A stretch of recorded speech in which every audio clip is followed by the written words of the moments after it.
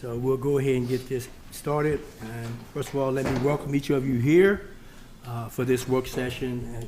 We have an agenda which we're going to follow. The purpose of this is, number one, is to look at the capital needs for this city and going forward, what we as a council want to do as a priority. And at the end of this session, having a actual action plan as to what this council is going to support and put into action so we can bring back for voting at a later time.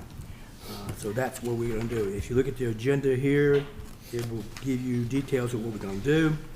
And so that being said, we'll go ahead and start. And first, we will have a review of the city operations and capital needs, and that's from our Chief Administrative Officer, Devin Golden. Thank you, Mayor. As Mayor said on the screen, for anybody who did not pick up an agenda, you'll see what we're going to run through.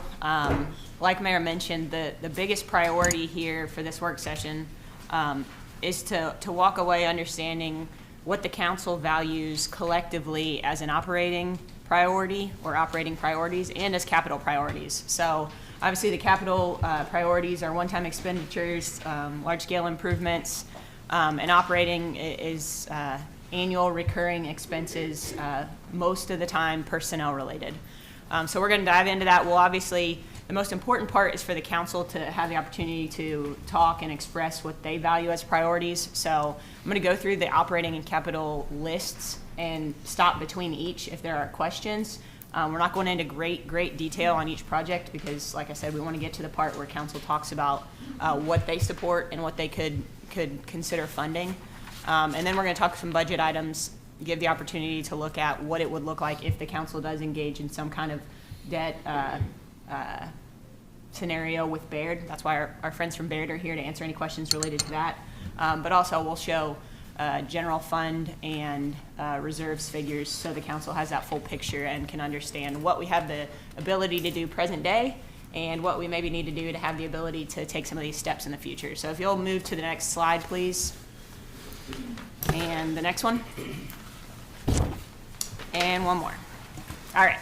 So on this slide, you'll see that this is immediate personnel needs identified that the mayor supports, and that we've heard some support on a lot of these already from the council.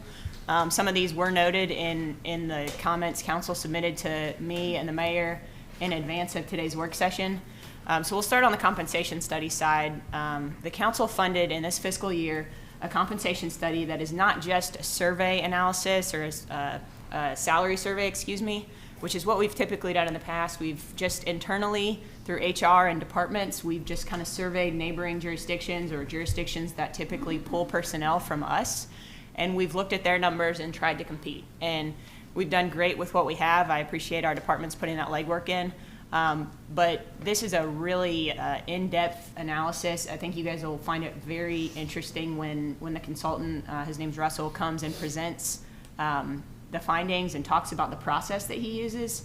He evaluates every single job description. He evaluates whether it's in the correct pay grade, evaluates whether it's adequately compensated or undercompensated per the market in that 70th percentile in the market. And he uses the phrase employer of choice, which I think is a really important phrase because it relates to retention and recruitment. So I think that'll be a really interesting exercise, but also it's going to be a very expensive exercise if the council elects to implement the findings. It could be lower. It also could be higher. He projects a 6 to 8% impact on our current payroll liability. So you can see that would range between 1.22 million and 1.63 million additional compensation. Once again, that could be high, it could be low. That will be presented to the council hopefully in early April. The study's set to be complete in the end of March. So the recommendation, the industry standard, is to renew those every 5 years. Our longest standing employees at the City Hall level can't recall a compensation study done by a consultant, so this, hard to say when the last one was, so I think it's a really important thing that the council funded this year, and it will be important to our current personnel to see where that goes. And it also gives the council the objective information they need every year instead of having the annual conversation about specifically first responder salaries. and making sure we can recruit and retain in that sector. So I think the objective information will give the council a really important resource moving forward. And then on to the additional staff side. We've talked a lot about grant funding with this council. We've emphasized that existing grants that we currently receive require significant administrative and reporting efforts. So a grants administrator would not only take a significant burden off of me and Stacy, but they would be able to more actively collaborate with department leaders who manage grants at the department level. But also, a function of that office would be to more actively engage to procure additional grant funding.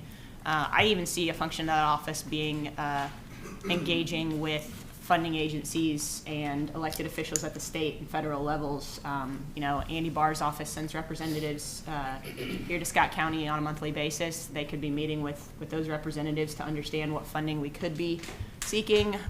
So I think that position can be very beneficial. I think it will pay for itself. Some of the existing funds that we get now, the CDBG, KAA funds, oftentimes you can offset some of your administration costs. So we could even receive part of that salary in cases where the grant is eligible for administration fees. The next one will tie in, I think I've got the name a little bit off, I think it's actually body-worn camera coordinator. That will tie in with the capital and operating expense associated with body-worn cameras.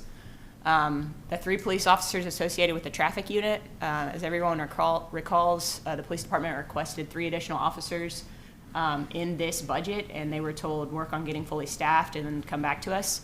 As you know, they're very close to that point and have been able, in great part, thanks to the pay increases last budget cycle. They're very close to being fully staffed, so that traffic unit would be 3 officers at a personnel cost around $316,000, with an additional $33,000 per officer on year 1 for associated costs, and then $18,000 recurring every year for vehicle leases. And then moving on, these last 2 items, Mayor Jenkins intends to include in his next budget an additional building inspector position. This is largely related to, 1, our building inspection department doing a lot with the little as is, but we all know that when the sewer plant comes online, their inspection volume is going to increase pretty drastically. And knowing that they're already a little strapped, I think preparing for that is wise, and also preparing for succession. We're going to talk about succession in a number of departments today, but they have a very senior department right now. So continuing to invest in positive succession plans will benefit us in the future. As you know, that's an interlocal department, so that will be jointly funded with the county. And then if you attended Mayor's State of the City address, you heard him mention the need for additional code enforcement personnel. So 1 additional code enforcement officer is another recommendation for the coming budget cycle. Next slide, please. So this is future personnel. In preparing for this session, we met with every department and talked about their needs and kind of wish lists and things that could improve their efficiencies. And not every single thing that was mentioned is included in this presentation, because that's not possible, but we included some of our future needs that are realistic. So on the public safety side, talking about the 4th fire station, as we've mentioned, 12 firefighters would be necessary to staff that station. We could pursue the SAFER grant to cover that salary for 3 years, just subject to those hiring timelines. The 10 police officers to bring us up to that kind of target number of, I believe, 78 that we've been working with. 10's out there, but it's always a moving target, but I think it's reasonable to say that over the course of the next several budget cycles, we should be aiming to get there. An additional captain, our current captain in the police department, wears an infinite number of hats. Admittedly, has to take on a lot of overtime, and he does a great job with it, but we're just growing to the point where we might need more of an administration side and an operations side, if I'm stating that correctly. The fire inspector position, if you'll recall, we moved to the assistant chief of prevention and assistant chief of operations model in the fire department a couple years ago. Right now, our fire marshal is also conducting all of our inspections. And based on a number of factors, they identify that there will come a time in the future where we still need that fire inspector position, with the marshal being kind of unable to wear all of those hats. We have identified potential ways to offset the cost there. A lot of jurisdictions do have a fee associated with inspections. So our fire marshal is doing some research on that, and I anticipate the council being updated on that in the coming months. And then a CAD administrator for the dispatch department, and then 3 full-time dispatchers. Dispatch, we'll talk more about them later in terms of their building and other factors, but CAD stands for computer-aided dispatch, and it's a very complicated software function, and we've got some folks in that department who are really skilled, but once again, maintaining that institutional knowledge as turnover occurs and as retirements occur is important, and that role is really critical to their operations. So maybe getting a focused role there would allow them some better efficiencies, and it ties largely into with our tech needs, and I think a lot of that coordination has exposed the need for that administrator. So those are future asks, future things that should be on the radar, not necessarily being requested tomorrow. Additional staff otherwise, in talking with Stacy, Megan, Eddie, kind of our city hall folks, assistant director of finance with an emphasis on procurement. A lot of jurisdictions have a position called procurement officer. Procurement is not something, it's a significant function of what we do, but the burdens in the attorney's office, the finance office, the city clerk's office associated with procurement, and the requirements of the procurement statute in our local code are pretty extensive. But additionally, our finance department is Stacy, and we have one person who's largely just focused on accounts payable. So that's a lot of, we've got a lot of spinning plates for one person to handle. So I think in the future that's something we'll need, but that also goes back to succession. If God forbid Stacy would leave us, that's a lot to plop one person into and expect them to succeed. So I think making sure we're not overtaxing one individual and exposing ourselves to issues should that person no longer be with us. Benefits administrator, this is something that Megan identified as we continue to grow our staffing would be beneficial. Not asking for it tomorrow, but if we continue to grow the way we're growing and staff the way we need to staff for that growth, the benefits administration function of HR is a pretty extensive and important role. Staff engineer, Eddie identified that, so in his office he has an engineering technician who does not have an engineering certification or license.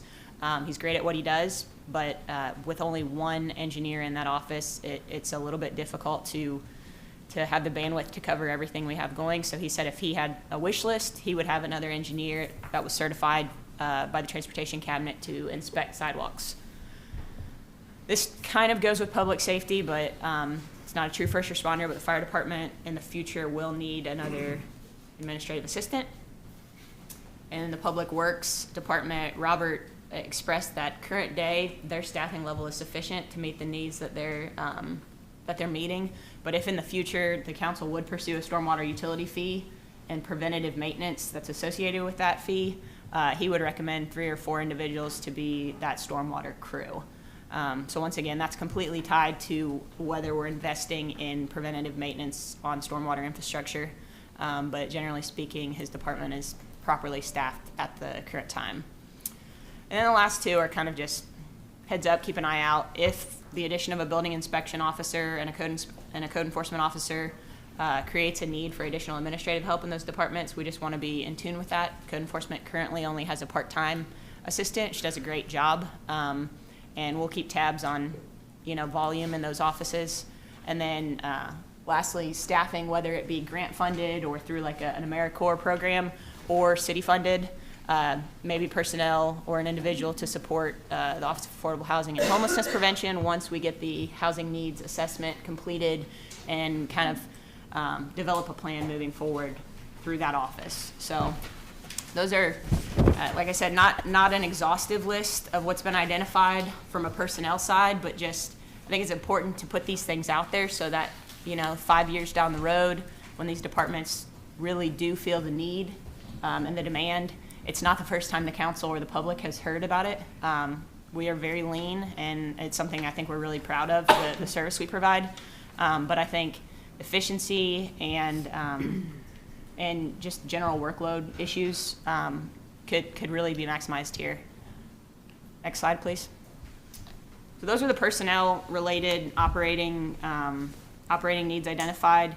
This slide's much more bare bones. So the software, data storage, program costs of the body-worn cameras, and I appreciate Assistant Chief Nash getting an updated quote. This is literally as of last week. So I've taken out the upfront capital cost here, and so that $716,000 and change is over a 5-year period, and averages out to about $143,000 annually. The way the program is laid out, there's a higher cost in year 1, lower cost, and then a higher cost, I think, in the 5th year. But on that average, that's what the cost is. We did mention, the cost of the management of the coordinator, but that would be the other annual recurring cost associated with the body-worn cameras. Number 2, we discussed at council last week, and it will be coming to council on Monday, but this is the phone system upgrade. It's one of the things we're kind of transitioning to that cloud-based method, less reliant on the network and the firewalls. That one-time installation cost plus a monthly cost of $34.50, free of charge for the first 5 months. And just a couple of the features of that, it's going to eliminate any costs associated with time and materials calls, service calls. We won't be paying NetGain to coordinate every single time we have a phone issue because it's not tied to the network. It's not tied to their, it's not in any way tied to the server. And then when we move back to City Hall, we won't pay a move back fee. That's just, like we said, you literally will unplug the phone, plug it back in, and it will sync. So those are some functionality improvements. It will also be for the public who experience issues when our phones have been down over the last, it's been a while, but there was a 3 or 4 month period there where we had a lot of trouble. And it's going to be a lot more user-friendly for the end user, so every individual with a phone. So I think that's going to increase our service to the public significantly. Related, continued investment in technology. I know since we've identified an IT liaison, we've had a lot of improvements coming to the council. We've identified a lot of issues. So investing in cybersecurity. Anybody who reads the newspaper or watches the news would agree that investing in cybersecurity is important in this day and age.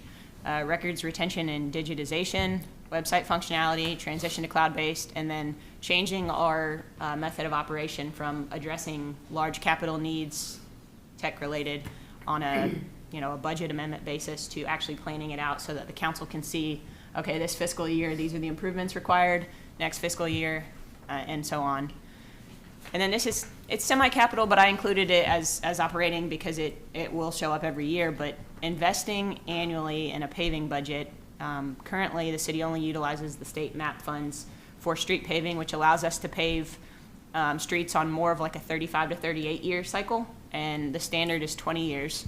So to meet that 20-year paving standard, we would need to, this number is probably 3 years old, so that's why I put, I meant to put a plus sign after it, but an additional $500,000 plus each year to meet that 20-year cycle. So those are some annual recurring costs that have been identified either by the mayor or by the council. And a lot of them, like I mentioned, a lot of this was a consensus among council members who submitted comments. But I believe that's the end of our operating side, so I'll pause for a little bit. I know I've talked a lot, so if there are questions about anything that's been presented, glad to take those. I have a question. Is it this cost for the administrator for the body-worn cameras, that's a full-time cost? Is correct? Did we at one time talk that it might be a part-time position, or am I just not remembering correctly? I don't think we did. I think it's full-time, but I thought it was less than, did you say 88,000? 86. So that includes salary, benefits, retirement. So that's Okay, the full. okay. All of these include the full compensation Okay. package, not the salary. Yep. Okay. Yeah, it was a full-time position. Okay. The other thing I have a question about is like on the code enforcement and the inspector, Mhm. the 88,000, is that is it 44,000 for us and 44 for county? Yes. Yep. Like that? All right, thanks. Yes, that's the salary that would be included in the budget, and we would be responsible for 50% of it. Okay. Devin, on the projected impact for the compensation study, 6 to 8%, is that above and beyond what it is now? I mean, I'm sort of taken back by that, Yeah. the amount. I mean, are we still that far behind on compensation? Is So- that what this is saying? Yes, but it's interesting, and that's a very early projection. I mean, Okay. he is not, I mean, we're at the stage where he's completed, and Megan can speak to this more if I say anything wrong. But as of now, he's just completed department meetings. Uh-huh. So he's basing that off of a quick glance at our numbers. And starting pay isn't really necessarily the conversation. It's more of a compression issue that he's identifying. So it could come out less than that. He gave some really interesting information about recent studies conducted and the impact to their payroll liability. But he seems to think 6 to 8 is pretty standard for when he completes a study. Like, he just did one in Louisville, and it was a 12% impact because they hadn't adjusted salaries or done a study in years. But he guessed that based on his first glance. So this is the deficit if we would implement all of his suggestions towards getting to where he feels like our city needs to be with compensation. Yeah, he's going to take every single position, and he talks about position, not person. So any job performance related adjustments are in their own bucket, but he's looking at each individual position. He's taking the 13 cities, and there's a private sector component through Department of Labor. But he's taking those cities and he's assessing our positions, and he's finding positions. So a police lieutenant, that's not a good example. We might have a job title that another jurisdiction doesn't have, but they might have the exact same duties. So he's actually digging into that. But what he says he's going to find is that as you go up in ranks in departments, often the only thing we're moving is the starting pay. He's also going to look at whether we need to pursue a step scale in specifically public safety or address longevity. Like, as of now, not only do we not have a step scale, but if somebody's a 15-year officer at another jurisdiction, they come here, they're a 1-year officer. Right. So different things like that we're not doing that may be best practices. He'll provide a report, and then he'll have an a la carte, which will essentially say, here's some other things you could do.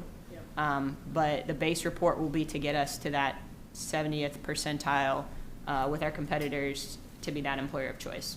Okay. And it's up to the council what to implement. And would, I guess it would be up to the council if that's a step or not. Yeah, he's going to provide that in the alternate. So Okay. there are pluses and minuses to a step scale, obviously. So we made sure he's not only providing that as a proposal. There will be alternative options for the council to consider there. Okay, all right, thank you. Yep. Devin, on the grant administrator, will they also be part of their duties as a grant writer as well?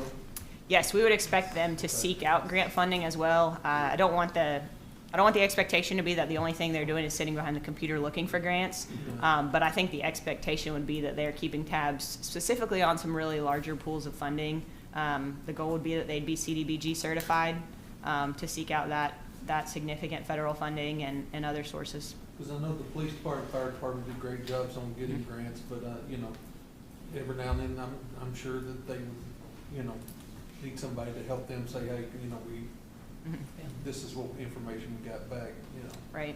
so. And also, they can, in that position, can work along with legislators to find out what, they're thinking about doing. And if they're also in a corporate setting, if somebody wants to come in and, put if we're doing a community center, maybe they can help with a portion on that. That particular position could be looking in those there too. Not just federal funding, but also in the private sector also. So each department makes their own grants, right? I know, No, you're good.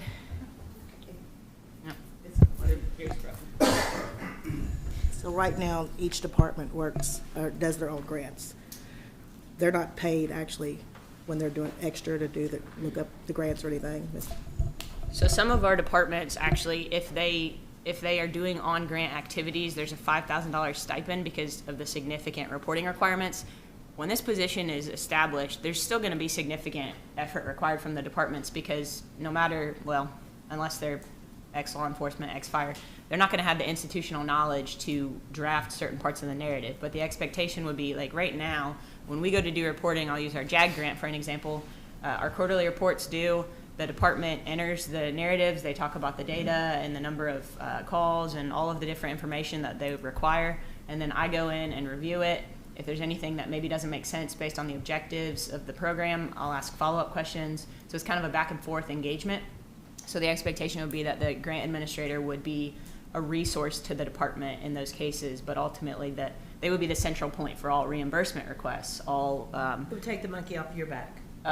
Stacy's back, my back. It would assist the departments, and it would, I think, Yes. really elevate our ability to get more grant funding and to remain in. We're always in good standing, but to make sure that we're in good standing to achieve repeat funding. Right. We do a good job of that already, but I think it's important because if you don't comply with the grant requirements, and you know they can put you on the blacklist and not Yeah, not the fund you in bad the list. So Has that been our practice, or, and how much time is each department spending on grants, do we know? Police definitely spends the most amount of time and dedicates the most. I think it's typically a lieutenant oversees, and then a sergeant level is boots on the ground doing the reporting.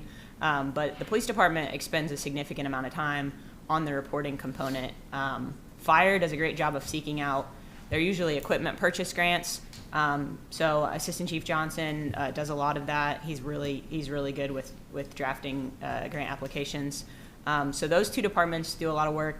The large scale level funding where we're seeking out big dollar funds, aside from the RAISE grant and years ago our community development block grant, and then the KIA pass-through funding for the water company, those big dollar grants are something that I think we could do better at pursuing. Even like the one for Lexus Way that we tried to get? Yeah, the RAISE grant, and that's a RAISE good grant. example. We've been denied that. We've had follow-up calls, so taking that follow-up information and implementing it and improving our application would be something this person would serve as well. Yeah. Like you said, there's a lot more to it than just looking on the computer. They don't just write a check, unfortunately. There are a couple scenarios, but that's usually a very small Yeah. amount of money. Okay. Okay, next is capital needs. Okay, next slide, please. And next slide. Okay, well, just like with operating, we have a lot of opportunities and capital needs in front of us. To any department that identified a capital need that's not included in here, it's not because it's not important. It's because we don't have enough time in the day. So we're already working on our City Hall renovation project. It's well underway. It's currently budgeted in cash with historic tax credits around $1.85 million. That's one that's on here just because there is still the opportunity to finance part of that project through bond issuance. So something to consider. Body-worn cameras, pretty small on the capital side, just under $80,000. Expand fire service footprint. That's a fancier way of saying Fire Station 4. The reason I said that is because some of the council comments were Fire Station 4 and 5. So it goes to that larger conversation of fire service coverage and whether there's interest in a needs assessment. A couple council members have expressed interest in getting a consultant on board to kind of do an overall assessment of how many stations we need and where they should be located.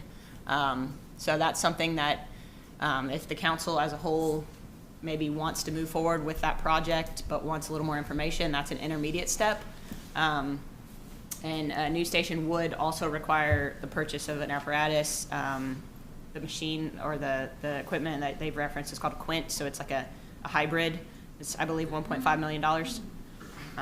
So obviously that's not the only thing that would be required to equip that station from a capital perspective, but obviously the biggest.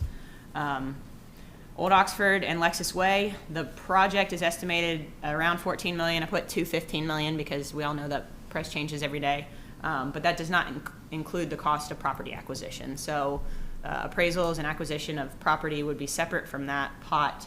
We are still waiting on confirmation, or I guess written confirmation in the form of the bill being signed for that $1.6 something million for the engineering phase. So that would be a really significant step on this project. We've always treated it kind of as a lump sum project through that RAISE application. This would allow us to kind of phase it in, complete the engineering, maybe get option contracts on the properties so that we're at least reserving those for the future. And then that will strengthen our raise application and maybe give us the opportunity to get Kentucky Transportation Cabinet and General Assembly endorsement of the project, which is kind of what they've said is necessary if we want a chance. So baby steps on that. Economic development, the KPDI program. The local project, our matching funds are contained in the business park account. But as you know, the regional project, we've committed, I believe, $250,000 to date, plus some matching funds for the option contract with the county. But that larger project, once infrastructure improvements are included, is more in the $40 to $45 million range, I would estimate. That's a very broad guess. So just determining how much of a partner on that project we want to be. There's going to be an industrial development authority that is formed with all the partner cities and counties, and essentially putting it as simply as possible, the revenue that comes back to our jurisdiction will completely be dictated by our investment on the front end, the capital investment. So there's so much more fact-finding and research and conversations to occur there, and we're engaging with those partners every week. But that's a really positive project, and but a significant investment. Stormwater infrastructure improvements, big elephant in the room at all times, I think. Just one project has been identified in the $13 to $16 million range, and that doesn't include the other, I don't know, I think we've got $80-something million worth of infrastructure that's private infrastructure or public infrastructure.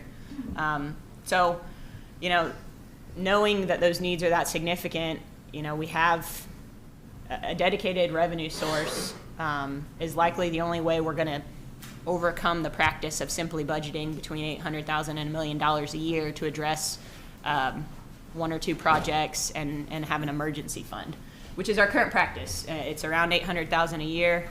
We can get a project or two done, but to address the large-scale issue and conduct any preventative maintenance, we're going to have to find a way to fund that.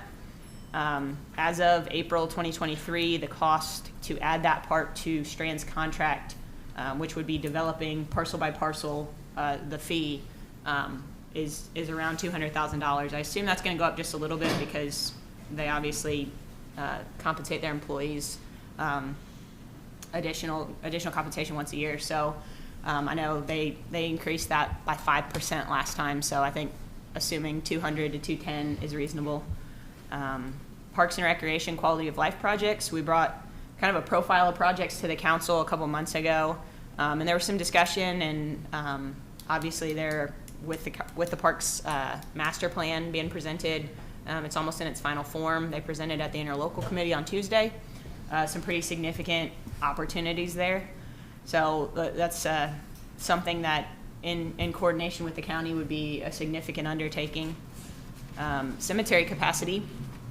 For those who don't know, our cemetery is nearing full capacity, and as it sits right now, there's nowhere to expand based on some Land and Water Conservation Fund restrictions.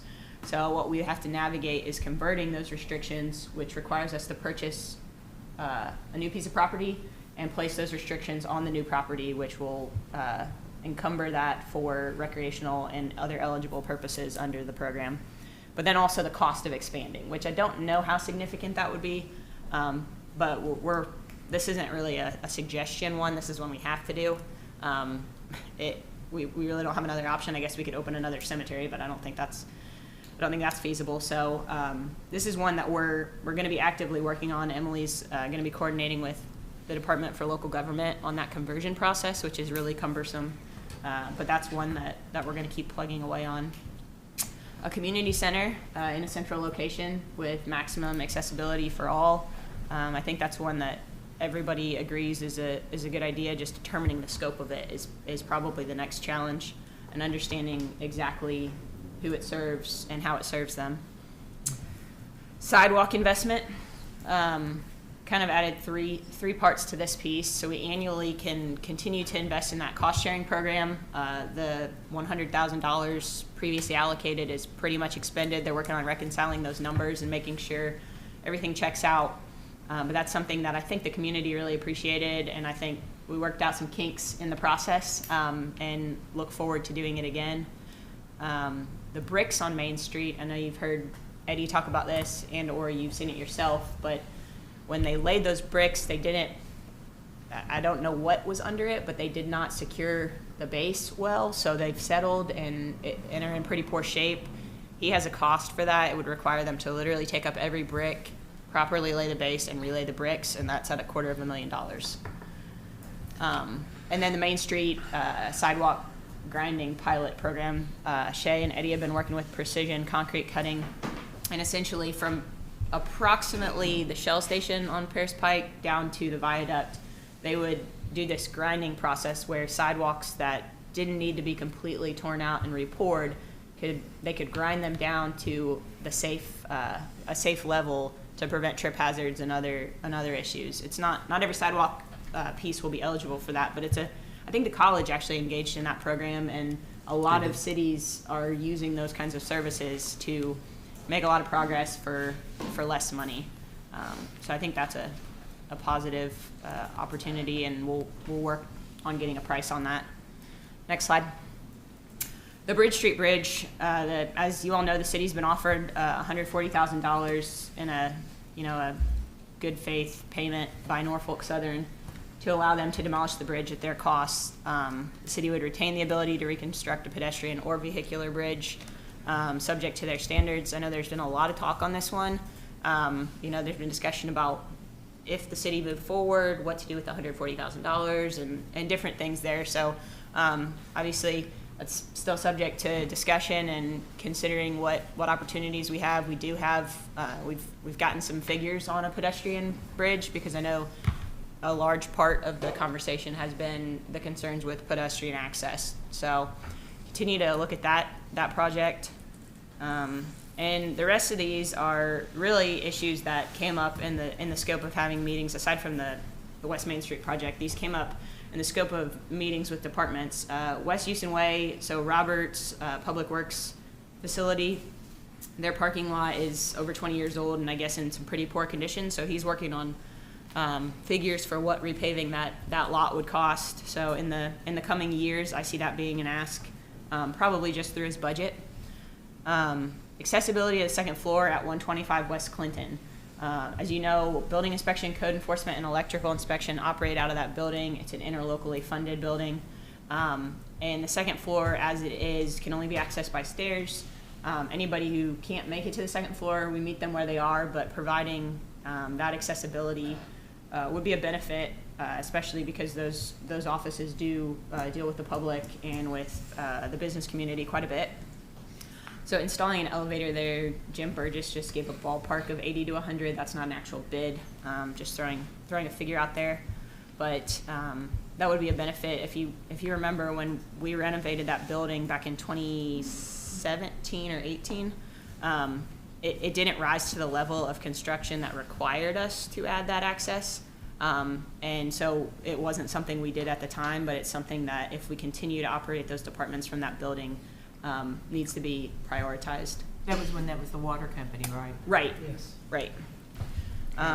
This came up at the last council meeting, but continuing to fund street lighting in cases where obviously when the developments come up, they deposit money for the street lighting, and there's a different arrangement there. But we've talked about some intersections and different things that we can work on. So focusing on that. And then different vehicles that have been requested mostly through Public Works that we've deferred. We've deferred those last two. And there are cases where you can do a hybrid sweeper vac truck.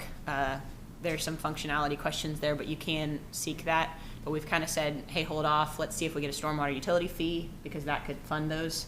But the first two there, the gripper truck and dump trucks, have been requested in the previous few budgets. So just considering whether it's one dump truck or how we start moving that forward, because we're operating with some very old deteriorated equipment. And then police department and 911 center, parking and capacity issues. I know we just built our police department, but still growing, still adding headcount. The 911 center I learned a lot about was constructed around 2001. And so they're already in a situation where all of their offices are, their supervisor offices are doubled up. They need room for another console. So in the future, just the consideration of how we provide that additional capacity in those departments, continuing to invest in matching funds for TAP applications on the sidewalk project here on Main Street. And then Public Works salt barn capacity. Robert estimates that we could build another barn at about $500,000. Right now, we have some opportunities to share space with the county at their road department building, so we're gonna continue pursuing that and seeing how we can meet that need without, moving forward with that capital investment right now. But it's timely to bring that up because they're slinging salt a lot lately. Yeah. And I think that takes us to kind of the discussion of priorities portion. I know you all asked some questions already on the operating side. If there are questions on the capital side, I think that general discussion can. Devin, on the expanding the fire service, the footprint, and I know what's been brought up about an assessment and having someone come in, but we've got the experts sitting on the back row. Why do we need to spend $50,000 to $100,000 to have a so-called expert come in and go, yeah, you need them here and here? They've brought that to us. They know where the needs are. One's out by Toyota, one's out by Canewood. And the next one will be, number 6 should be out by the new high school. So, I think that putting the task to Chief Thompson and his crew, I think that would save the city a lot of money in itself. And the apparatus that goes along with it, so. But I think that's money we could save by putting the task on them instead of hiring somebody to come in. I think that there's a lot of validity in that, and I wouldn't push necessarily for that, but I do think we need to know where the greatest need is in order to prioritize which station would go up first, because we can't do them. And I think that some numbers and some data about population and density and which areas are taking longer just to put out in new form, because it changes, I'm sure, with greater population moving in and whatever. So I think new data generated somehow, I think, is necessary. And that's all stuff that they can draw out of Absolutely, CAD. absolutely. Out of the It's easy to obtain. It's easy to, demographics. yeah. The dispatch system, I mean, they can pull up those numbers. Yeah, I don't think we need to pay for some big consultant to agree. come in, but I do think we need to justify where we put Oh, it and yeah. why we're putting it in that spot, Oh, yeah, and what would be necessary first. absolutely. And they always get the best information possible, so yeah, they are the experts, I agree with you. Don't need no extra spending. Don't have any money. Whereas before, I think we were leaning on, well, let's put it in this area because we've got the EMS building there and it might save us money, but that's no longer necessarily. I didn't think so. I thought the data I saw from the chief was the response times. Right. And strategically putting it there because of the response time, so And yeah. they've got the data. And if that's still what it is, Yeah, it probably hadn't changed. It ha- Might be, I'd like to know, because I know people from Canewood are also very concerned about, and I'd like to have the current data to be able to justify where we put it. And then you were talking about, you brought up capacity issues at the police department 911 center. When they moved the police department out of 550 Bourbon Street the first time, they split us up into 2 separate locations, and it worked well. There's no reason, it worked once, why couldn't it work again? Have, substation all in different parts of town to give them a chance to get out of their vehicles and go inside and write reports instead of sitting in their cars or, piling into the police department and it's packed, so. The blueprints, just, I don't know if everybody knows, but the blueprints that were developed for 550 Bourbon allowed, or I guess there's a spot where we can expand the building in the future that was already kind of built into the initial plans. Good. Thank you, sir. Devin, on Old Oxford Way in Lexus Way extended, that cost to the city would be how much? So the project, the last raise application was right around 14 million. And like I said, that's no property acquisition, which I think will still be a significant cost. But if we go through the raise program, it's a 75-25 split. So if we were able to get that engineering completed, get the environmental documents in hand, and get the state's backing, I think we'd have the potential to succeed in that grant application. The county also has historically partnered with us on that match. So, you know, we've both been committing a couple $1 million essentially on those applications.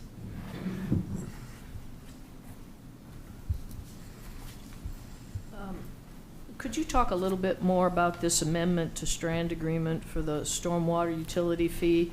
Would that be what we would pay Strand in order to work up whatever might need to be done? Yes, and I could share, it's been a while since I shared it, I could share the draft amendment to their existing contract. Their existing contract was around $70,000, I think. Right. And then the next phase of the project would be for them to go, like I said, through GIS, parcel by parcel, take those equivalent residential units and assign a multiplier on on commercial, industrial, For other properties. permeability? Is that what they'd be looking at, or There what? was one model that contemplated permeability, but the ERU model essentially says properties that aren't residential, you have to develop some kind of multiplier. So if a property's huge and it has 100 ERUs, if the residential, let's just say it's $5, if the fee is $5 at Sanja's house, but this company has 100 ERUs, it would be a $500 monthly fee for them.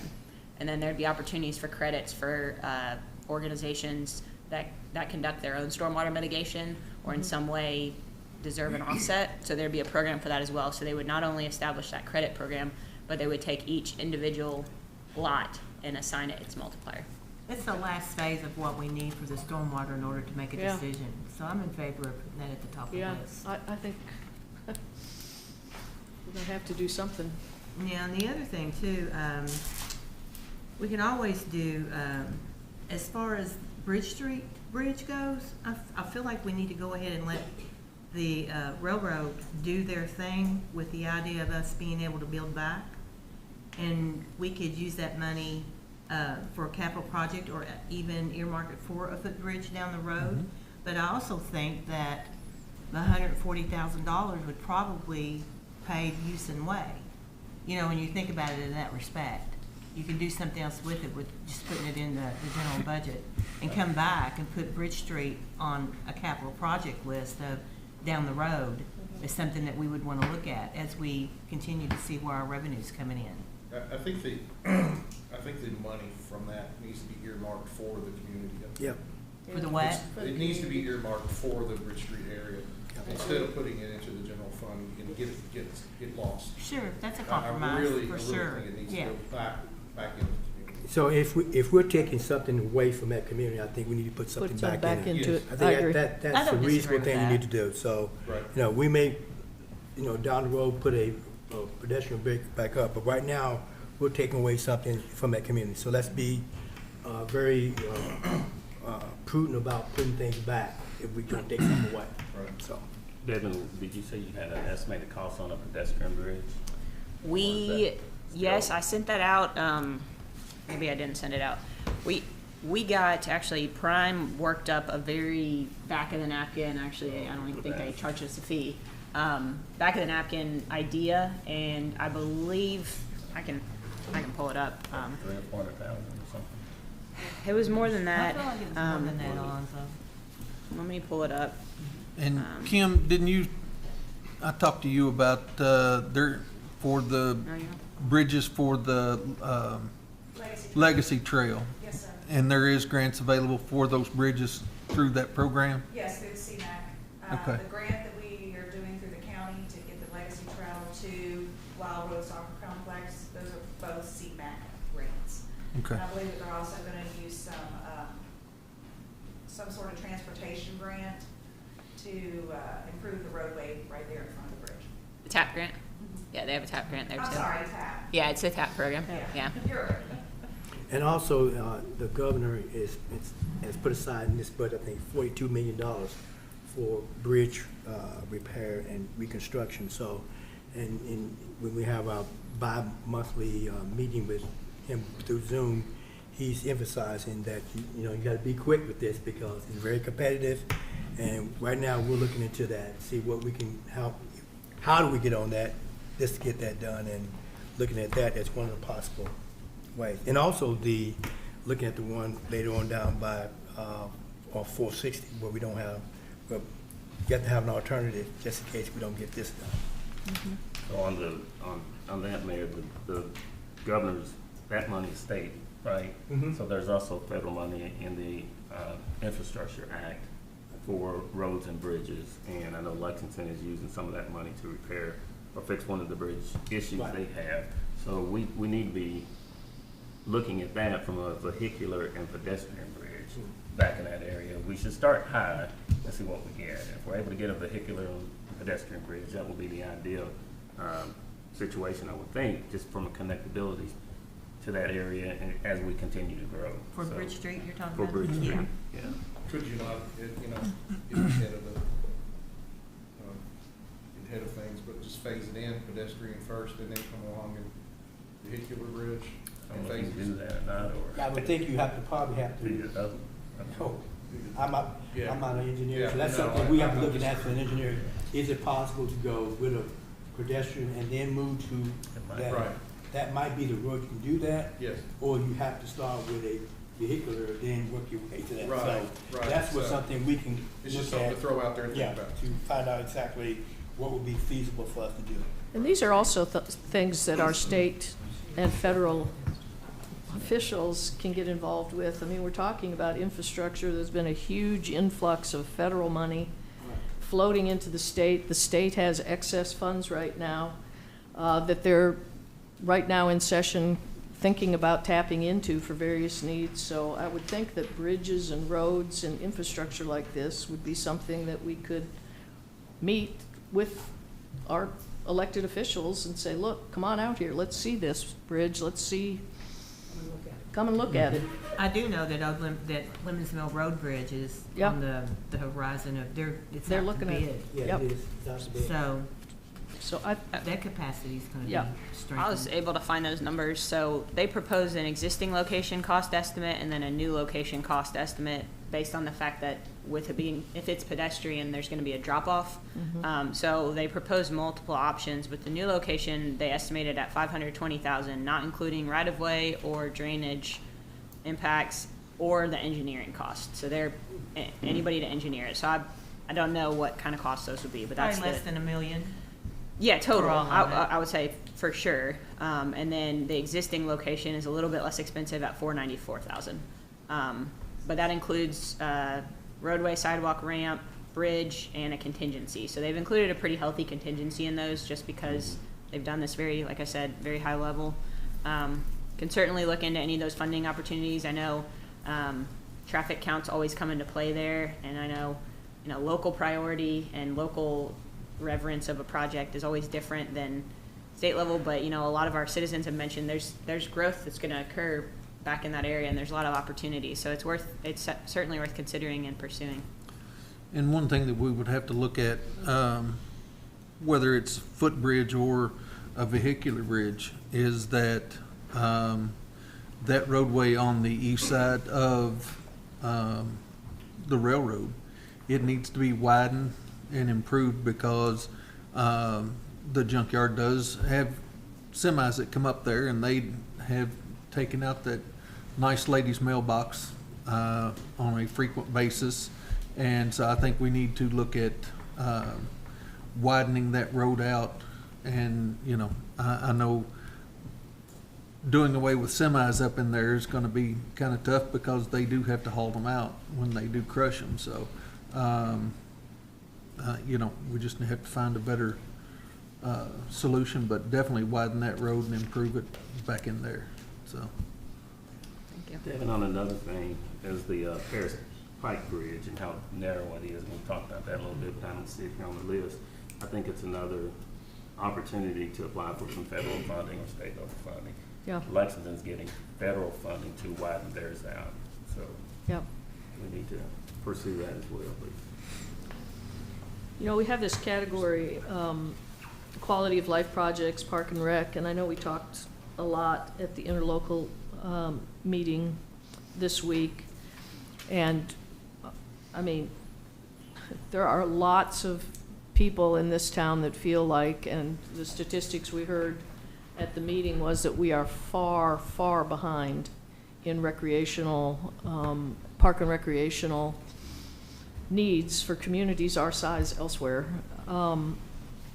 Obviously, health and safety rise to the top, and just trying to keep the city running has to be a priority, but there might be smaller things that we can do in bite sizes that, for instance, we've got that property there that is routinely flooded next to Garth. Let's put some topsoil there. Let's put some grass there. Let's put a few park benches and allow it to be a place where people can walk and sit. And I mean, I realize it might get washed out, but it'll get washed out less if we put some topsoil there and plant some grass.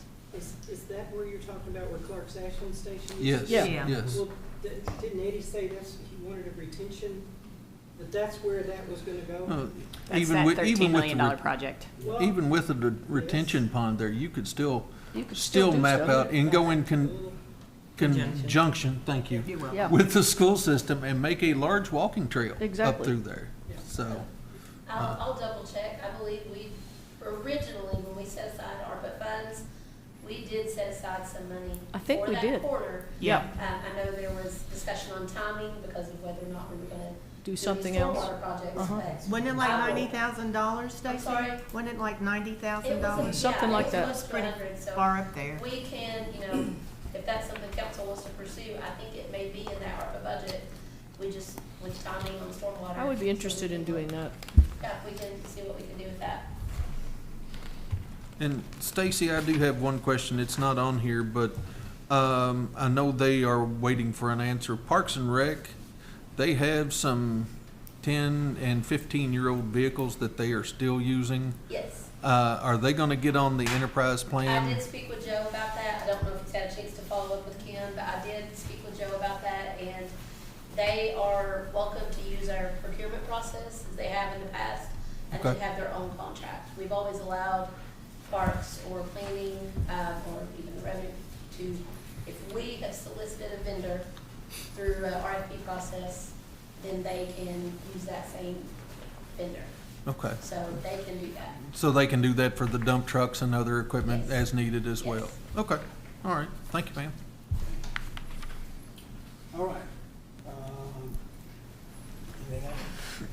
Any other questions on this? So Stacy's gonna get into some of the budget stuff next, but just looking at, I know there's some good questions, but in looking at priorities, one I heard was interest in hearing the opportunity to approve the amendment to the Strand contract Yes. so that we can move on some of these stormwater needs. I heard, looking at this list, there were a couple themes, I think every single person included body cameras as a priority. Almost everyone mentioned Old Oxford and Lexus Way projects as a priority. Everybody talked about stormwater, so that goes hand in hand with that, that fee. And then Fire Station 4, that was another one. So I've heard kind of a request for the fire department to kind of spruce up the numbers that were previously provided in the service call data to show exactly, regardless of whether there's existing land owned, whether it's to the west or to the northeast, what is the most pressing need for the department and for the public. So I think that's a kind of a homework assignment. But what I'm hearing is support for body worn cameras. I'm hearing support for the stormwater utility fee amendment, and perhaps support for considering what the next step is with Old Oxford and Lexus Way. Yes. That could be the form of option contracts on property.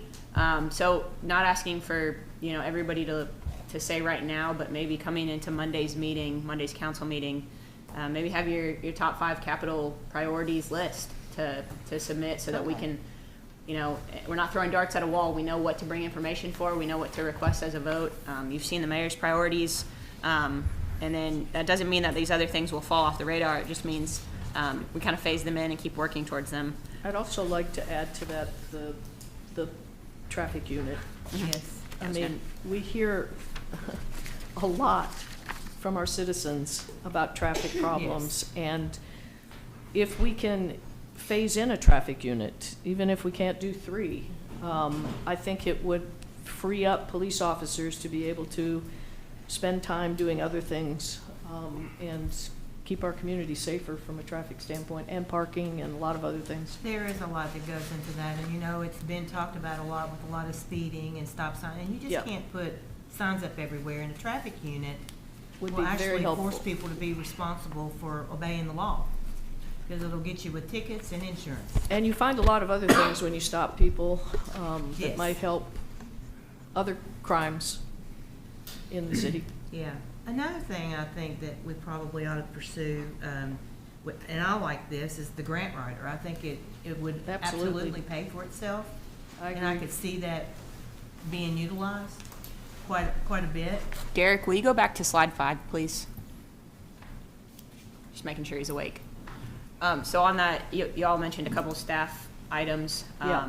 So those top 3 right there, you know, the bottom 2 will come as requests in the upcoming budget, but those top 3, you know, would require a personnel ordinance amendment, or a personnel ordinance, and then later a budget amendment in order to hire those individuals. We can certainly do that. We've got a couple other personnel amendment or personnel ordinance items on the radar. But if there's general support for those top items, we can pursue that as early as Monday. That doesn't mean necessarily we'd hire and start funding it by Monday, because a budget amendment would also be required. But we could get moving and putting those on the personnel ordinance for the future if there's support from the council. Has my support. That's my support, Top 3, you said? the top 3. Yes.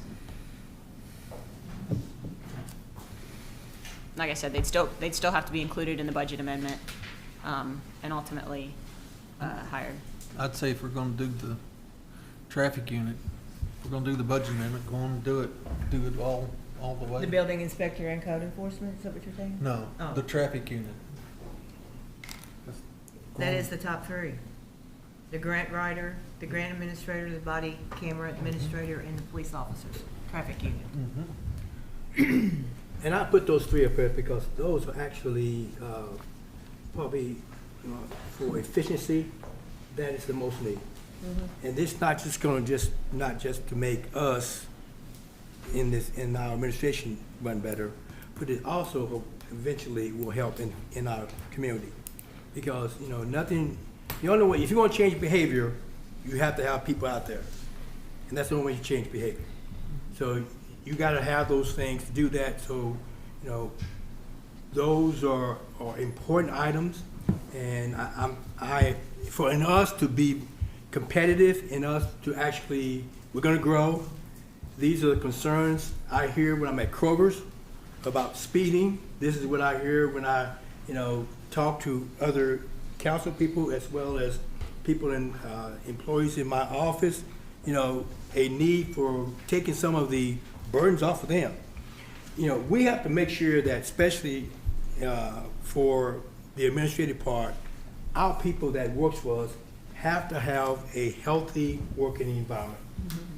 And you can throw all the money at you want to at them, but if they're being overworked and can't get things done, and they're constantly doing overtime because they've been overworked, and these items we put in place will help alleviate some of this. To me, it's no brainer that we do that. Well, I'm sorry. The only thing I'm on the fence a little bit about is, until I get a little bit more information, is the grant writer.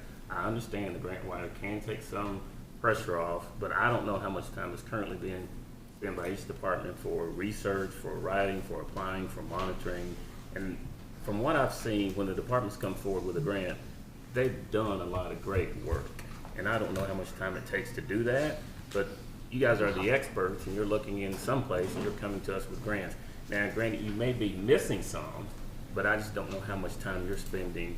So that's the only one I'm on the fence. I'm not asking you to respond now unless you just want to, but I would like to know from the departments, how much time are they spending? So I'd have a better understanding. Well, the of other thing how much too, pressure is this gonna take off. well, it's just like when we did was it the CDB grant for, Boston? And we hired a grant writer, and we paid her. How much was that? Just for that, oversee that one grant? It was like $744,000. Oh, no. Well, the grant, The yeah. grant was. Yeah, it was a significant grant. Her fee was, It's usually about 5% on a community grant. yeah, I think her fee was, it might have been around 20,000. I'm just guessing. And those are costs you can recover through the grant. Exactly. But, I mean, I won't speak for the departments. I can speak for me, and I can speak for Stacy, that I spend a pretty significant amount of time, and I can quantify it better. I don't want us to belabor that one, because I know there's more to go through here, but I feel pretty confident, and I know our departments do, that this position will pay for itself over and over. And also, you know, talking about, you know, the next slide here had recommended positions in the future. We're not asking for an assistant director of finance right now, but this would be something that is in the right direction of taking some of that off of Stacy. Yeah. Because the financial end of reporting on every single grant is exclusively on Stacy. The departments give her the information, but she's the one crunching every number. She's the one entering that, and she's the one corresponding with the funding agencies. Looking at burdens, we decided not to apply for VOCA funding last year because of the burdens, and because we were essentially worried our victim's advocate was going to walk, because she was so sick of spending 50% of her time on the grant requirements as opposed to serving victims of crime. So I'm not knocking the funding agencies. It was a great thing that allowed us to start that program, but the burdens associated with it outweigh the benefits. So I won't speak for other departments, but in my opinion, one, we will achieve more grant funding and benefit in that manner, but also we will, without adding staff at department levels, we will relieve some of that burden and increase that efficiency.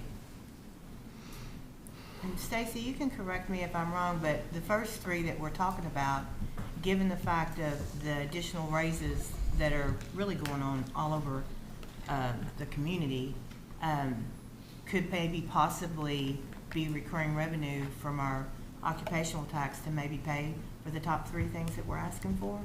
Yes, I mean, it is possible. We It's do possible. estimate, I think we estimated for the second half of the year that we may get around 350 to 400,000 in additional payroll tax revenue from, I think, One employer. January to June, based on some of the changes that have been made at certain industries.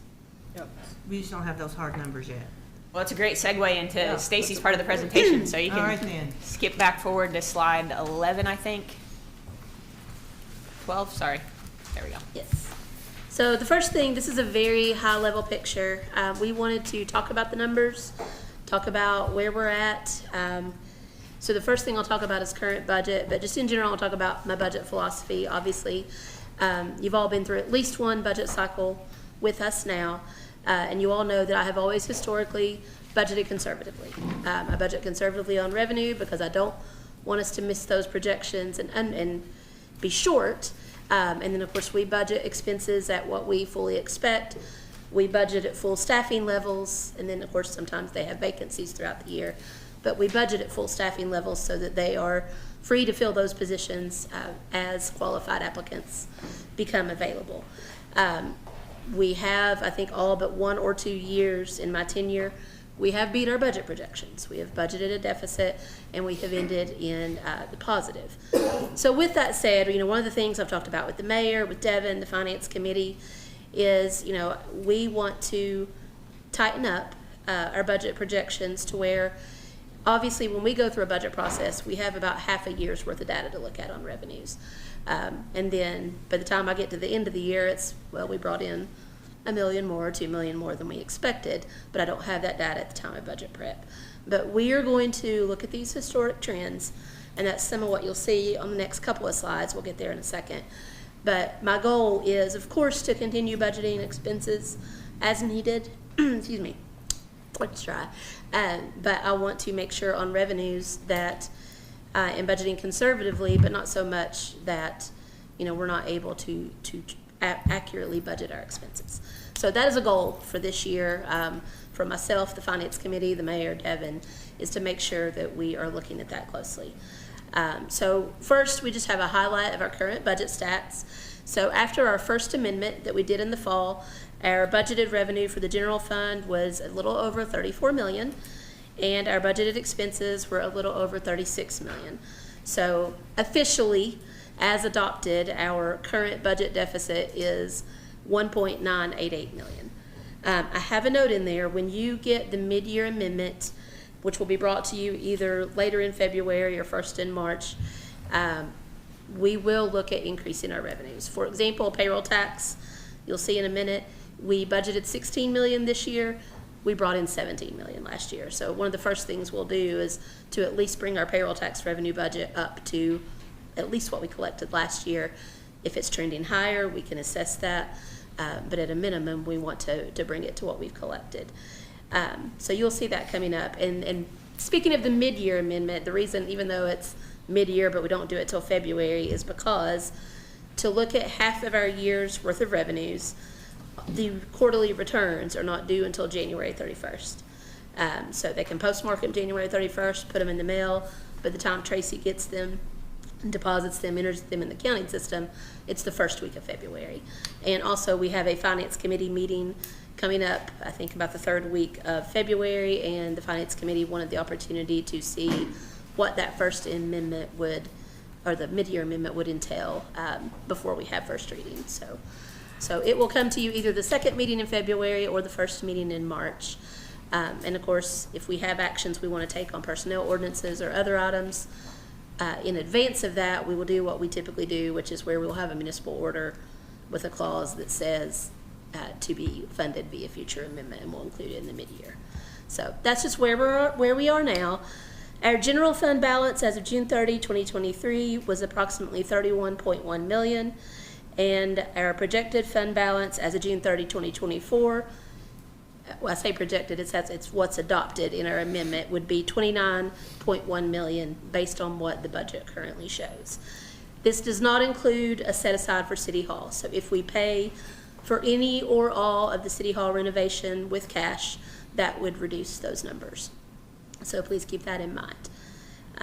And I just wanted to show, I just kind of looked at it as we were looking at a lot of trend data over the last day or two. 10 years ago, 2014, our general fund revenue was approximately 22 million. Our general fund expenses were approximately 20 million. And so that is an increase of revenues of about 55% over the last 10 years, and an increase of about 80% on the expense side.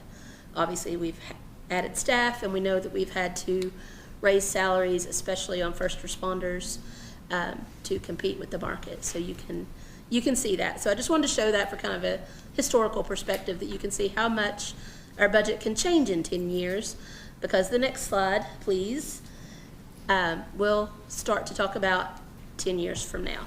So from now to 2034. When I do these projections, we started to do one back in 2019, 2020, and we never quite made it to council with it because of the pandemic, and then we had some challenges there. But we have to make assumptions. And so, of course, assumptions, even just the thing I want to say about this, 1% difference on an assumption can make quite the difference on the bottom line. So I'm going to tell you the assumptions that are in this spreadsheet. Obviously, if I go in and adjust these up or down a percentage, it will make a difference on the bottom line. It will look different. Revenue assumptions. Generally speaking, we have done a 7% per year increase on revenues in the projection you're about to see. The 5-year trend showed 10%, but we had 1 year that jumped about 20%, so it was kind of an outlier. So we did a little bit less than that, but we've had some years where there was no increase, some years where there was a 20% increase, and then this past year it went from like 20 down to 11. So even though we had one spike year, it already dropped back down the next year. So we chose 7% as our general increase. Payroll taxes, we have to be careful when choosing an assumption for payroll taxes. It is almost half of our revenue. If we choose too large of a percentage, by the time you get 10 years out, it really can skew the numbers. So originally we had 7%, we brought it back to 5%. We have had a lot of growth over the last couple of years. Part of the reason we went ahead and left it at 5% is because we obviously hope and anticipate that once the new sewer capacity comes online in 2025, that we will start to see additional development. So in addition to just regular payroll growth due to inflation, we anticipate continual development with that sewer capacity. Just a couple of notes about payroll taxes that you'll see. As I mentioned, we originally budgeted $16 million. You will see in the fiscal year 24 column, I have updated that to 17.3 because that's what we brought in last year. For fiscal year 25, I have included a full year of the raises that we've talked about that will bring an additional $800,000 in payroll tax revenue from one of our large manufacturers. So that is included a full year starting next fiscal year. And then our Kentucky Jobs Retention Act incentive that you all, I think in July, updated that resolution. We pay $1.2 million until fiscal year 28.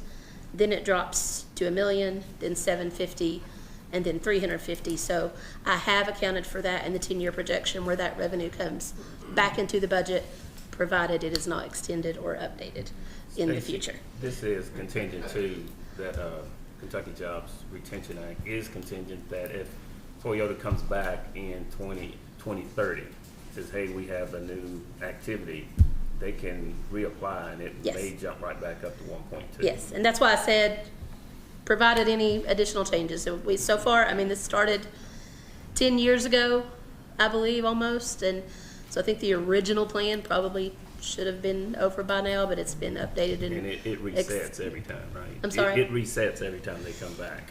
Every time they come back, they've extended. I know that they designed this new extension so that it would not be financially burdensome for us. They extended the period rather than increasing the annual amount we pay. So what they could have done is they could have said, we'll increase your amount per year up to 2.5 and we'll end when it was supposed to originally end. But instead of doing that, they extended the time period, which has a lower impact on our budget year over year. Insurance premium tax, that particular line item has had closer to a 10% fairly consistent increase with inflation because obviously the value of property goes up and new development both play into the insurance premium tax revenue going up. So we used an 8% increase on that one. And property taxes, I used a 4% increase because statutorily that's the maximum that we can take without our rate being subject to recall. The only thing it doesn't factor in is new property. Any new property that comes online and is subject to our tax rate would be a little additional revenue on top of that. Interest income, you can see that I've increased the projection for fiscal year 24. It does slowly decrease. The only reason is because I don't think we can expect interest rates to stay where they're at long term. And we will be, I'm assuming, spending down probably anywhere from 10 to 15 million of our cash potentially on some of these projects. And as we put a plan in place for our future operating and capital needs. So you'll see me talk about that in a little bit, that we just need to talk about what our minimum fund balance will be, how much we're willing to spend down. Obviously, we will continue to invest as much as we can until we need it to fund these. And then individual line items that I mentioned that may have had a different scenario as needed. With expenses, I'm probably a little less conservative than normal as well. Personnel, we have projected a 3% COLA. This does not include the projected numbers from the compensation study. We wanted you to see this 10-year projection as status quo. What if nothing changes? Current staff, current equipment, current facilities. Here's what it would look like with just current revenues, current expenses, and kind of an inflationary adjustment. So historically, we have given about a 3% COLA. As we know, the CPI has gone up and down. There's been years where the elected officials' COLA was 1.9%, and we gave that as a raise to our employees. Last year, the elected officials' COLA was 6.5%, so that was the benchmark that we used for our employees. We do not have that yet. that I'm aware of for this coming year. It always comes in late January, early February. So we'll see what they are saying inflation is. So again, using 3% on personnel, that is also on all salary-related benefits. So Social Security, Medicare, long-term disability, any benefit that's tied to someone's salary was also increased at 3%. Medical and dental, based on our trend data and the fact that those costs are not really under our control, I've projected 5%. Obviously, if we choose to put any of that additional cost on our employees, that would lessen it, but otherwise we have been keeping our employees' benefits and their contributions at the same level, and the city has in the past chosen to absorb those additional costs. So I projected 5% with that. Non-personnel expenses, we did a general 6% increase. Obviously, the last couple of years, again, they were 20%, 10% increases, especially when you look at things like motor fuel and vehicle maintenance. Those were obviously some of the big dollar items. Our interlocals that we contribute to, those have increased as well.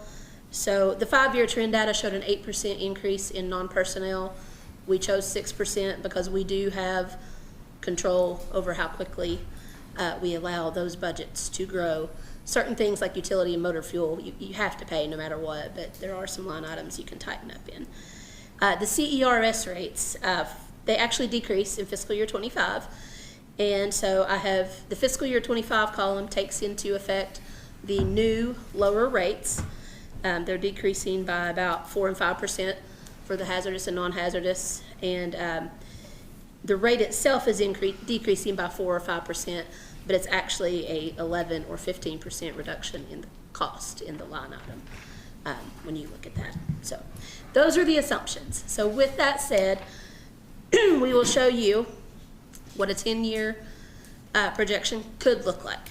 Again, keeping in mind changing percentages changes the outlook. So next slide, please.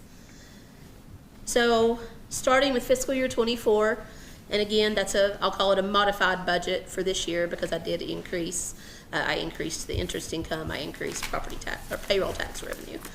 So you can see where our revenues go over the course of the next 10 years, our expenses, and the budget surplus. So I kind of have a confidence factor here where the numbers in green, the shorter term, I think we can be a little more confident in those numbers. And then the farther out you get in the projection, I would say the less confident. I'll sit up here and say I'm not an economist, nor am I a statistician, but that's where decreasing revenue by 1% over the course of that multiplying compounding factor can make a big difference, and the same on the expense side.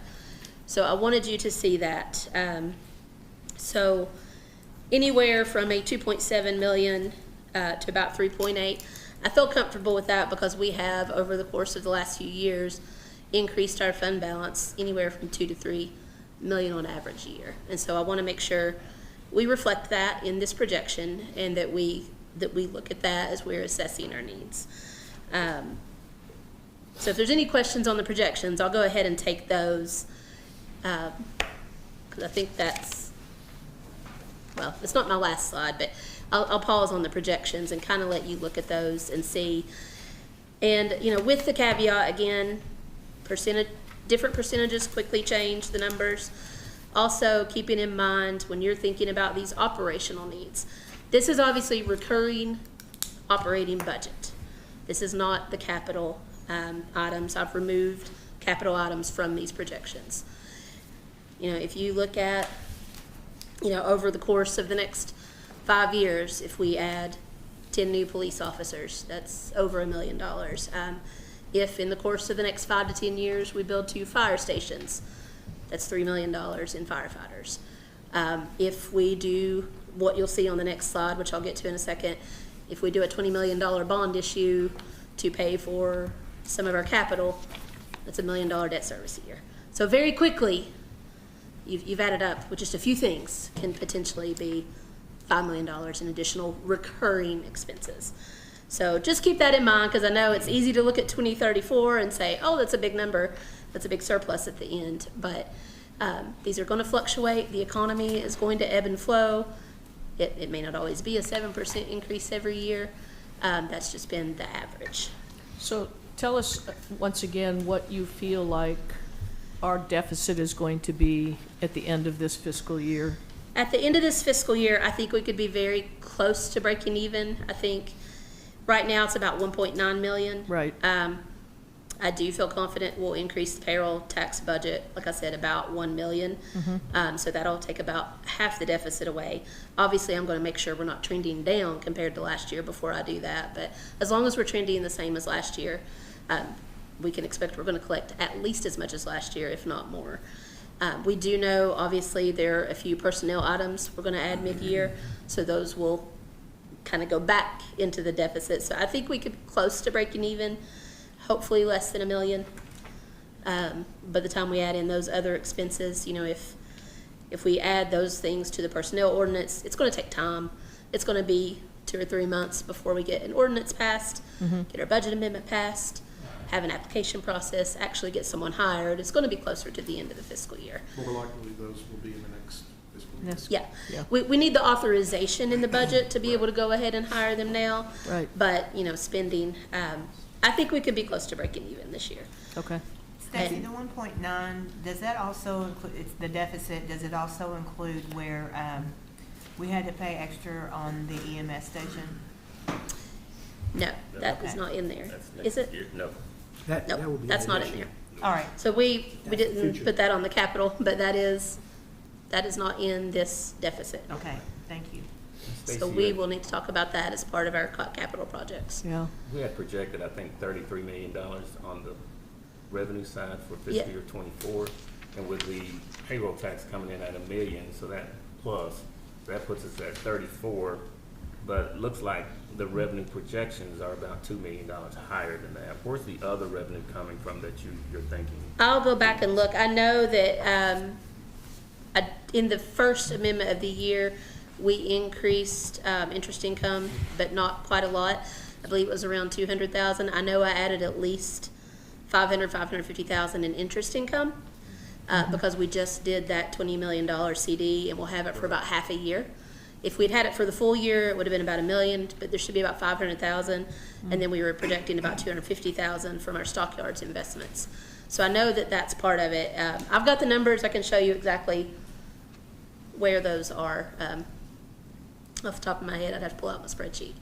So I do know 1.3 million on the payroll tax, and about, I'm trying to remember what our original budget was on revenue. If we brought it up to 200, I think we brought it up to 200, so I think it was an additional 550,000 I think that's that I right. added to the interest projection. I think that's right. And then there may have been a couple others. I'll look and see if I tweaked anything else. Stacy, on slide 15, the medical and dental, 5% increase, that's a 5-year trend? On the medical and dental, Yes. yes. That seems very, very good. We You know, we are based on partially what- self-insured, so Yeah, we do pay direct claims. right. So that is part of it. We did go to that model thanks to Megan and prior administrations, prior councils. That includes, of course, that's your healthcare, and that includes your stop loss, Yes, everything? yes it does. And we've had great third-party administrators to work with. Trying to think, I'm blanking on their new name. Assured Partners. Assured Partners has been great at going out there and really negotiating on our behalf with stop loss, making sure our individual liability limits, there's a name for that I'm getting wrong, but individual claim limits, they've made sure that we're covered there. So What we've, is your aggregate stop loss limit? You know? 1 million, specifics 80,000 and aggregates 1 million. So, Stacy, we've been running a deficit for years, right? on the budget. Yes. When we've adopted the budget. Yes.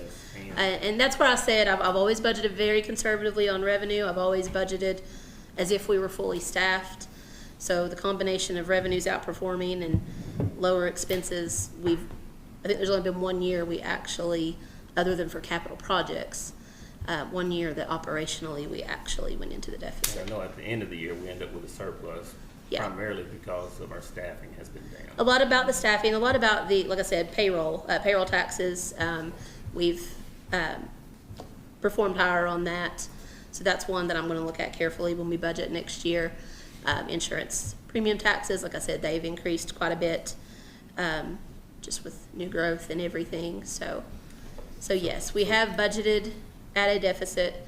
They're very conservative budgets, and But your data here for the 10-year budget forecast is showing that we would have a true surplus. Is that what if that's the saying? projections hold, that's what I said. I want to make sure you understand. If I go back and change all of those revenue assumptions from a 7% average increase to a 5%, that bottom line would greatly change. And that's something we, the mayor, Devin, the finance committee, and I, before we bring proposals to council for budget, we'll have to really look at those projections. You're naturally going to have fluctuations with recession, over a 10-year period. Right. That's gonna. So I do think we will have, I think obviously based on our past trends, at least for the last 5 years, for the next few years, status quo, not adding anything, I think we would expect to add to our fund balance. That's without adding a whole lot of additional expense. I know as a council, we've talked a lot about impact fees, and I realize that impact fees would not be going into the general fund, and they would go to offset the impact of whatever neighborhoods or whatever developments Yes. go into, but how would that impact Could you go ahead and go to the next budget? slide, and we'll go ahead and, very quickly, obviously, this is just the last thing we wanted to touch on was possible funding mechanisms. Obviously, we've already talked about current revenue streams, what that could look like, cash reserves, and then new revenue streams. So new revenue streams, one of those would be the development impact fee. I'll go ahead and speak, and then I'll let Devin finish up if I mess anything up. But what we've learned about development impact fees, it has to be tied to growth. It cannot be used to fix existing problems. So stormwater, again, always the big one. We had a very specific discussion of, would this be appropriate for stormwater? And they said, no, the utility fee is more appropriate because most of your stormwater problems are existing. They're old problems. Most of the new developments are putting things in place to mitigate stormwater going forward. So they will be tied to capital typically, not operational expenses, typically capital and growth based. And for each fee that we develop, so we're looking at whether or not to implement a police fee, a fire fee.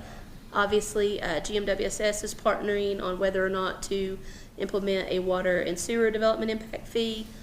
I think was there a general government fee? Municipal facilities. Yes, municipal facilities, which is kind of the general, public works, city hall, all of those. Each of those fees would be put in their own fund. So the police development impact fee would have its own fund to be used for growth-related capital needs for police. So they'll all be in a very specific bucket to be used for very specific things. And as far as roads, I think we've come to the conclusion that even though we had roads and transportation in our initial contract, we told you all, we're just gonna kind of see if it even fits. It doesn't really fit because other than the one project, Oxford and Lexus, as generally, we don't build roads. Generally, we maintain and pave what's already there. As a rule, the city isn't in the business of building roads. So that one probably doesn't apply to us, but. So they'll be in their own fund to be spent for their own purposes, and they need to be spent within 5 to 10 years. And so how would it lower city budget costs? It would lower Because the future impact- costs. Right. It would stop the bleeding Yeah. in some places. So I guess the best way to say it is it would allow us to fund things that, but for the fee, we would fund out of general Yes. fund revenues. So it's not that it's going to relieve current operating expenses, Correct. but future, things that in the future, we would have to find the money out of the general fund or bond and do bond payments. Right. It can pay for those. And we have found out about the legality of all of it. from Yes, last Emily is keeping really close tabs on the meetings. We had our initial meetings with the departments. They're submitting their information that the consultant needs to kind of determine what the fee would look like, and in the case of roads, whether it even fits. I think that is going to be probably taken out of the contract. If you'll remember, we said each line item, if we pull it out of the contract, there won't be a fee. They'll just cut it out kind of a la carte. Yeah.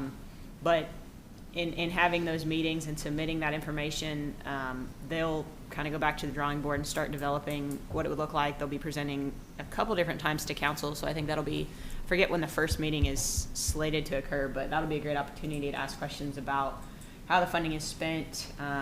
Emily's going to be coordinating with council for Tischler Bice. We're working on kind of adding that into the contract, a little component of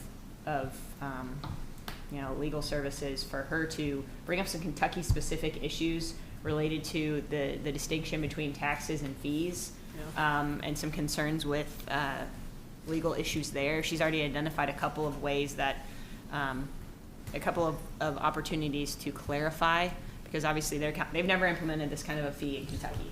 So they've done it nationwide, they've done hundreds of these, but in terms of how the Kentucky Constitution and statutes read, Emily's identified a couple places where we need to at least ask the questions before we get too far down the road. Okay, thank you. Yes.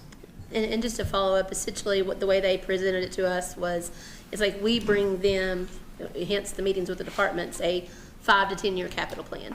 Here's our 5 to 10 year capital plan based on growth in these areas of the city, and essentially the development impact fee would fund those growth related capital needs. And again, there's a timeline, you can't just sit on the money, so there would be a timeline on spending those. Okay. And like I said, this last slide just shows you one of the things we asked Baird, our new financial consultant, to work with us on is what would debt service look like at 5, 10, 15, 20 million, just to give you an idea. If we, depending on how many projects we're looking at, depending on the urgency of the projects and how soon we need to do them, what would it look like if we bonded that much money? So, on the low end, if we bonded 5 million for a 20-year, which is typical term, 365,000 versus a 20 million bond at the current rates at 20-year term is about 1.5 million per year. So, depending on the council's level of comfort with long-term financing for some of these projects. And at some point, I'd like a more fulsome discussion about the pros and cons of moving into bonding a lot of these capital needs. It seems to me like we have adequate cash reserves to at least think about bonding proposals. I know historically, and correct me if I'm wrong, Georgetown has been somewhat bond averse. We may have an opportunity to be able to do some things for our community if we think about doing some bonding. Yes, and that's where I think this was the slide where I said we want to, among the finance committee and possibly even have council approve it, we need to determine what do we want our minimum cash reserves to be. Right. Once we've determined what we want our minimum cash reserves to be, we have an idea of what's available. And then hopefully, once we get past Monday, we know your all's top 5 priorities, then we will sit down with Baird. That's why they attended this meeting, because they kind of wanted to hear what we're talking about so they can start their wheels turning for us. How much cash do we have available? How many projects? How much are the projects? In what time frame? How much can we do in cash? How much would they recommend bonding? And they will help us work through, I think, that plan to present to you. Okay. And I've heard tangentially that we like to keep $14 to $15 million in reserve. And that, as I think it was about 50% of our operating budget, about 6 months worth of our operating. Obviously, our budget's crept a little bit over 30 million now, so that may be slightly higher. But what it would be is we would talk more about what percentage of our operating expenses do we want to keep in fund balance. So it's not going to necessarily be a number, but what percentage do we want to keep? And to clarify, that money is also invested. It's not sitting there in a checking account. So, but it's liquid. Yes. It's Yes. liquid to a degree. Yeah, invested. the CD is a 30-day renewal, so that $20 million CD is about as liquid as you can get with an investment. Thanks, like I said, to Chip again and recommending, and then council on approving that. So It feels like it's a little aggressive. I'm saying this to a very conservative person. Feels like it's a little aggressive on the revenue side. I hope your projections are accurate. that's why I said this is for illustrative purposes. That's what I want to make sure Okay. that we understand. It is The farther out we get with it, the more of the 5 to 10 year, I'm less confident in those numbers. So this is very different from the last projection you gave. So I wanted to, I don't remember have I done a 10-year projection recently? There I need was to a look. 5-year projection. Yeah, we've not ever Well, gone yeah. out 10 years, and I think seeing that 5-year, you saw, if you go back a few slides, that color-coded chart, you see the degree of certainty, and that's based on the compounding. I mean, literally, if you change any single assumption, especially if it's on the payroll figure, you can change that 0.5%, and this whole chart is turned upside down. Believe me, it's really tough to, you can go out 2 to 3 years. Yeah. Right. Because assumptions just change by the Yes. minute, and you get out to 10 years and it's like, So I wanted you to understand that we will, I expect we will have some excess cash in the budget to do some things with. It's probably going to be 2 to 3 million, 5 million on the very high side, and it can quickly be eaten up. So that's really the takeaway I want you all to have is, historically, we've added anywhere from 2 to 3, depending on the year, especially in most recent years. Since the pandemic, obviously 2020 fiscal year, we budgeted revenues very low, and we obviously added quite a bit. We had a lot of federal funding come in, so we had a lot of federal funding that helped to boost our reserves because they covered our emergency responder salaries with the CARES Act. So we had a lot added. That's how we built it back up so quickly after doing those large capital projects in 2019-20, was because of all the federal money from the pandemic. So, anecdotally, looking at this, I would say I would feel comfortable saying 2 to 3 million. Anything higher than that, I wouldn't say I have a high level of confidence in saying we're going to have 5 million extra. And again, keep in mind, if you go to fiscal year 25 and you add $3 million worth of personnel expenses, you immediately have to take $3 million off of every line or more going forward. Right. So it only affects the first column, it affects every column thereafter. So Stacey, outside the CARES Act, yes, the fund balance surplus has been a result of being understaffed, isn't that correct? a lot of it has been that. And then the payroll taxes. The payroll taxes have outperformed budget pretty much every year, I will say that. And that's where, I've committed to, you all and the mayor and Devin about making sure we're accurate with our projections. I certainly do not want to over-project revenue because I don't ever want to miss, especially a big line. If I miss a few thousand on a smaller line item, that's not a big deal. But on our $17 million, half of our budget revenue, I do not want to miss that projection. Yeah, Alonzo, really good point too, though. A lot of that is related to vacancies. I think we're going to have a really good opportunity based on our staffing levels to, at the end of this fiscal year, when all of those returns are in, to kind of sit back and assess how much of our ability to end up with a balanced budget is related to those vacancies and how much is related to our economy outperforming, which is a significant factor. Yeah. So I think end of this fiscal year is going to be a really important turning point, especially if we truly are fully staffed to close out the year. But and I'm only saying this isn't a work session to talk about revenue. This obviously, we talked all about spending today and all the things that operationally and from a capital perspective we want to invest in potentially. But this also assumes that we don't adjust any existing revenues. I mean, the only one we talked about was stormwater utility fee.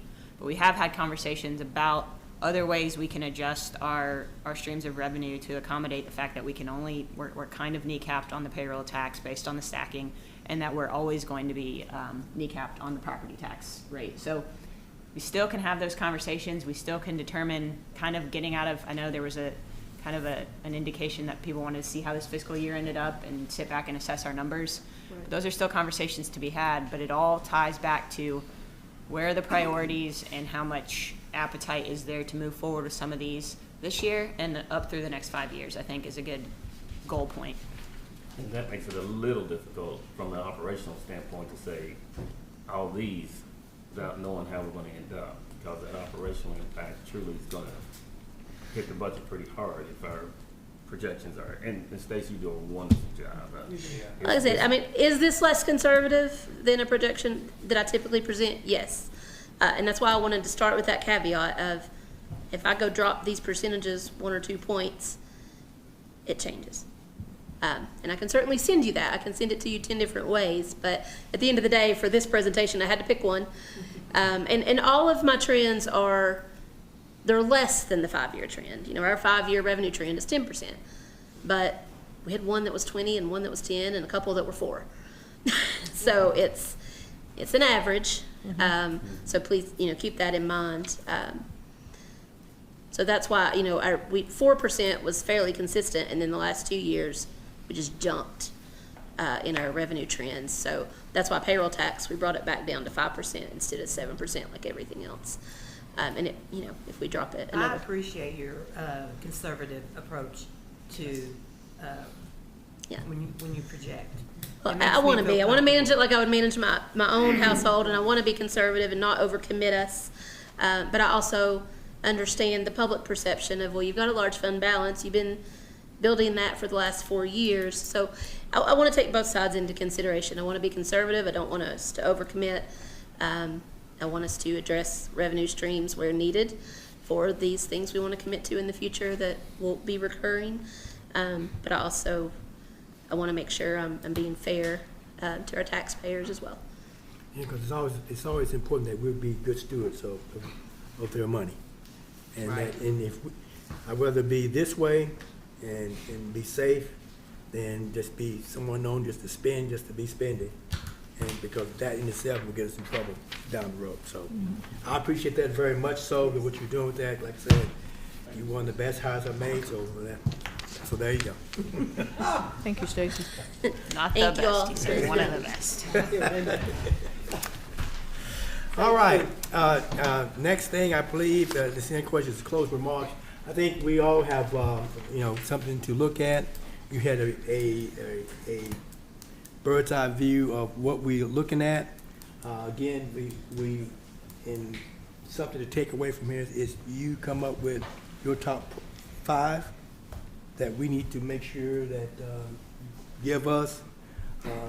give me some direction as to what you all will want to support as being top priorities that will benefit this city. Main thing is what we think we can do that's going to benefit every citizen of this community.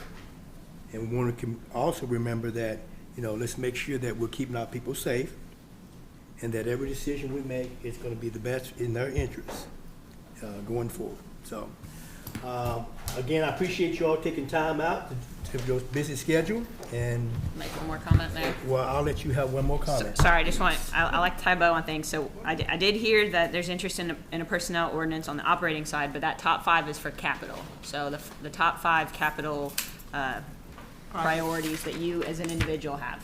And stormwater would be a capital. Correct. Yes. Correct. So what about operational?